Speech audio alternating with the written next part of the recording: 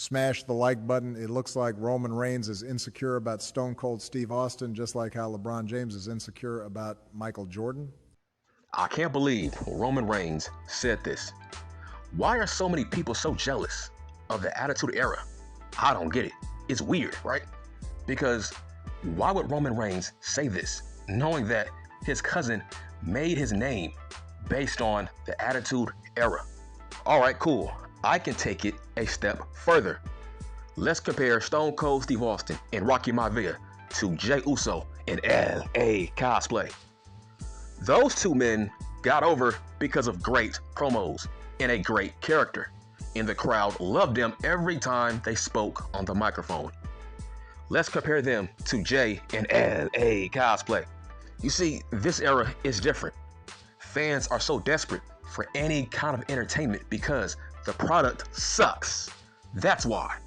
If it gets to a point where Uso, Jey, he's over just because he says yeet. If it gets to a point where LA Cosplay, he's over because fans like saying yeah. It's like, which era is more easier to get over? All you need is a catchphrase word. All you need is a 5-letter word to get over. And these dumb fans will eat it all up. So you want to compare that to 1999? How? Okay, we have to get things straight, right? We have to get certain things straight about my era, the Attitude Era. There's this big misconception that, oh, that's all they did was shock value. That's all they did was curse. That's all they did was say crazy ass shit on the microphone. I'm like, that's not true at all. That's like saying the Headbangers were allowed to talk like Stone Cold Steve Austin. Nah, bruh, that's not how that works. You act like every mid-card guy was allowed to curse on the microphone. You think that every jobber mid-card guy was allowed to have crazy ass promos. No, it was only Stone Cold Steve Austin and Rocky Maivia and Val Venus and who else? Road Dogg. That's about it. Maybe Mick Foley, but overall, not a lot of guys on that roster were allowed to curse. Not a lot of guys were allowed to say shocking stuff on the microphone back then. Roman Reigns thinks that it was easier to get over back then. No, it was not. It was extremely hard to get over. You see, he is mixing up talent with getting over. What I mean by that is he assumes that whole roster was over just because everything was allowed back then. Shock value, cursing, etc. No, that whole roster had talent. Half that roster would be main eventers today. That's the point, Roman. What about Hardcore Holly? I think Hardcore Holly would be an upper tier mid-card guy today. I think Road Dogg would be a main eventer today. I think Badass Billy Gunn would be a main eventer today. That's the point. Who else? D'Lo Brown would be a main event guy today. So you can't compare these two eras. Back then, it was hard to get over because the bar was set so high. That's the point. The product was not boring. Raw was not boring. SmackDown was not boring. Back then, it was heavy competition to get over because half that roster was over. You couldn't just use a catchphrase like, yeah, or yeet. Please, we would laugh at your ass if that was your number one thing, saying yeah or yeet. Back then, we would laugh at your ass, okay? My point is, LA Cosplay and Jey Uso would be jobbers back then. Okay, Roman? That's the point. Roman, you would be a low-tier mid-card guy in 1999 because what do you have, right? Is there a major difference between the Tribal Chief versus the OTC?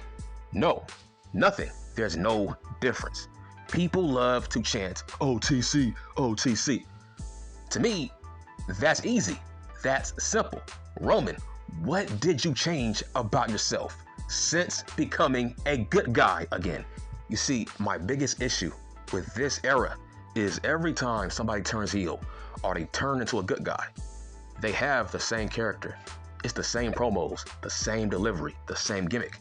Because this is a boring, dull era, and the fans don't make you work hard. Let's talk about the Attitude Era. You can't do that. In that era, if you turn heel or you turn into a good guy, that means you have to change your whole entire gimmick. You have to change your whole entire character if you were to switch from good guy to bad guy back then. That era was more tougher compared to this era because everybody was watching. You can't just be one guy in that era. You got to change things up. You got to switch things up. What about Edge and Christian? They changed things up.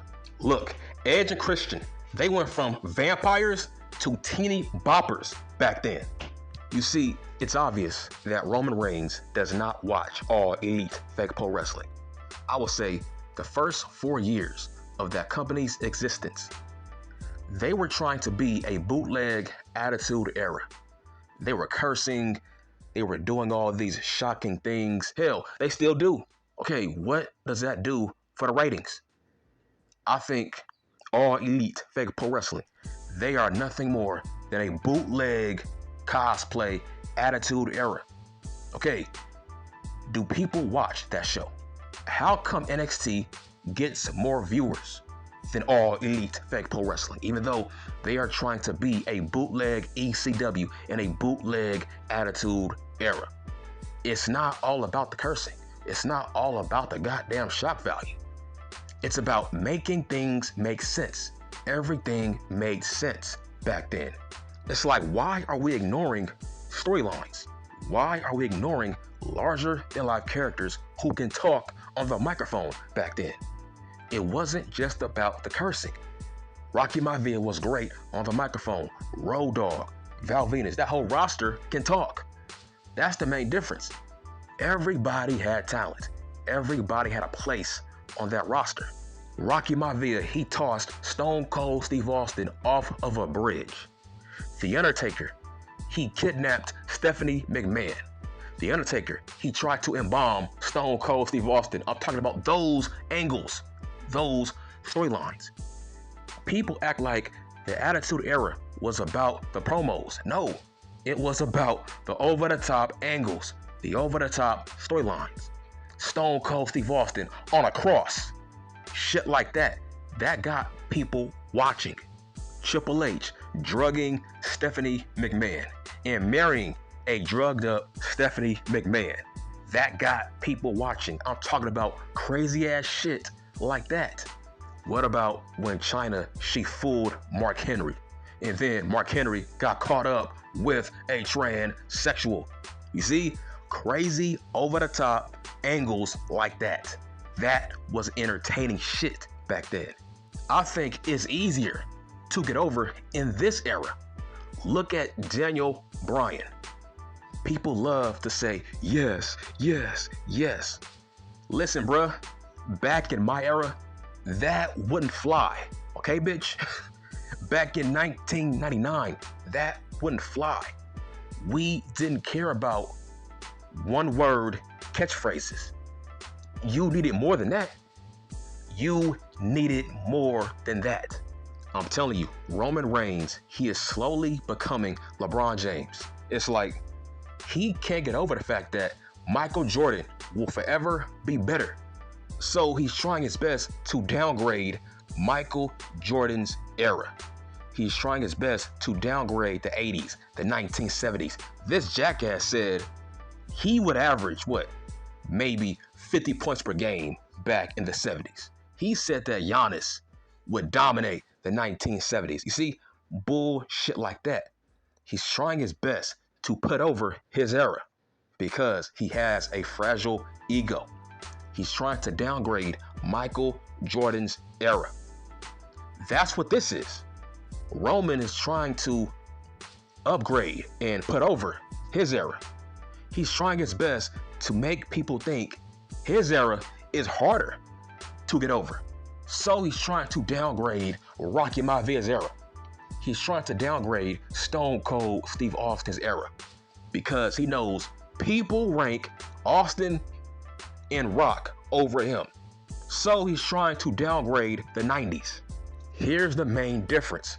Rocky Maivia was not a catchphrase. Stone Cold Steve Austin was not a catchphrase. Every Monday, Austin, Triple H, Rock, Taker, Foley, they were cutting great promos every Monday. You can't say that in this era. Name me a great Roman Reigns promo that you go back and watch multiple times. You can't name me one. People still go back and watch Rocky Maivia promos. People still go back and watch Stone Cold Steve Austin promos. Nobody says that about Roman Reigns. He thinks that's all Stone Cold Steve Austin had was beer drinking and cursing on the microphone and giving dudes the bird. That's what he thinks of Stone Cold Steve Austin. Nah, bitch, that's not how that works. He was the biggest draw in the business. He was more than that. He was a better wrestler than you, Roman Reigns. This is how over Stone Cold Steve Austin is. 20-something years later, people still say what in people's promos. What does that tell you? Do you know why people say what today? Because y'all suck at promos. Every time somebody is boring on the microphone, the fans say what because they don't want to hear you. That's the fucking point. Which means you can't say back then was easier. No. Stone Cold Steve Austin, he put over a word, what. And now, years later, fans use what to insult fake pro wrestlers on the microphone when they suck or they have go away heat, because this era is trash. So Roman is saying you need more than just drinking beer and giving guys the middle finger and cursing. So that's what you think of Stone Cold Steve Austin? That makes no goddamn sense, because the birth of Austin 316, to my knowledge, he did not curse in that promo. He was not drinking beer in that promo. In fact, beer came later. Fun fact, the beer, that came later. Austin got over without the fucking beer. Austin got over without the middle finger. So it's like Roman knows nothing. The beer drinking, that came later on. Roman Reigns, he needs to realize that the Attitude Era mid-card was way more over than the current main event scene in today's WWF. That's my point. Everybody in that mid-card was way more over than every top guy you see today. Road Dogg was just as over as Cody Rhodes. Val Venus was just as over as Drew McIntyre. How about you let that sink in? What about The Godfather and D'Lo Brown? They were just as over as LA Cosplay and Jey Uso, and those two men were in that mid-card. They were not pushed as main eventers like AJ and LA Cosplay, because this is a shit era and you don't need to work hard to get over in this era. All you gotta say is yeet? Really? Jay is not good at promos. That's all he has is yeet. That's all LA Cosplay has is saying yeah. He fumbles his words on the microphone every week. It's weird. Every time LA Cosplay has a promo battle with a top star, this man fumbles his words every fucking week on the microphone. And yet, he's over. He's over. Roman Reigns needs to realize he might go down as the most over-pushed fake pro wrestler of all time. He will go down as the most over-privileged fake pro wrestler of all time. He was a failed good guy his first 8 years in this company, and then they gave him a huge reward based off that fact alone. They turned this man heel and they gave him a 5-year run as champion. Wow. How can you not say he's not privileged? Really? He was a failed good guy with that goddamn big boss man vest, okay? And then years later, they gave him a huge reward by giving him a heel gimmick that lasted for 5 years, where he buried the whole roster. So, no man, fuck Roman Reigns. He is LeBron James, okay?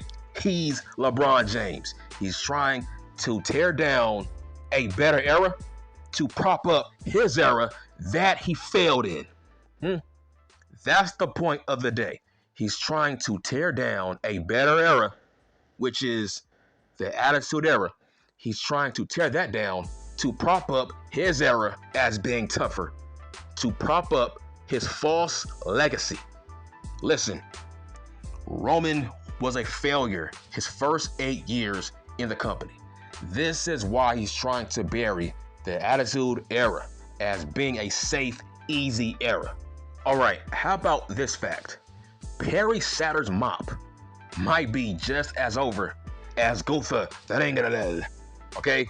You see, nowadays, all you need is a great theme song. And that theme song will be just as over as you, if not more over. You can have fans sing your goddamn theme song, and fans will think you are over, just like Seth Freaky Rollins. Listen, Seth would be a jobber in 1999. You need more than a fucking theme song back then. You need more than that. Roman doesn't know what the fuck he's talking about. He's wrong. It was harder back then to get over because that was a stacked roster. Half that roster was mega over with the audience, which means it was harder back then to get over because nobody had freedom on the microphone back then. Maybe a Jericho, Rock, Austin, Triple H, Mick Foley. It ends right there. Nobody else had freedom on the microphone to curse and say crazy ass shit. Vince McMahon kept that in check. Only top guys were allowed to curse back then.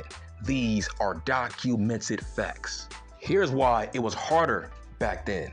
Because us as fans, us as kids back then, all we cared about were the top stars like Taker, Kane, Foley, Stone Cold Steve Austin, Rocky Maivia. That's all we cared about. Which means if you are a mid-card guy, you gotta work hard to keep our attention. All we cared about was Paul Levesque, Triple H.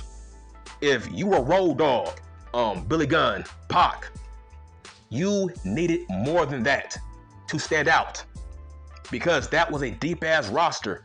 All we cared about were the top stars at that time. Okay, for example, would you care about The Godfather without his hoes? That's my fucking point.